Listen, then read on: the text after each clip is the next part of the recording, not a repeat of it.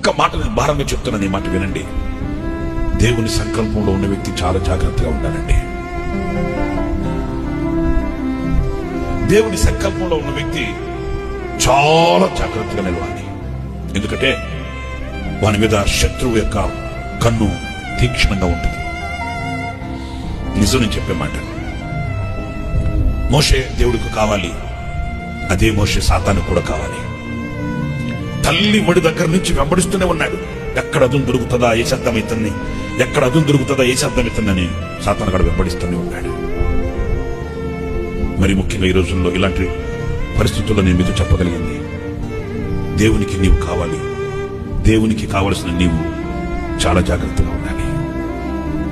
అవును, పలు విధాలుగా ఉచ్చులు సాతానుగాడు చాలా కుయుక్తిగా పని ఉన్నాడు.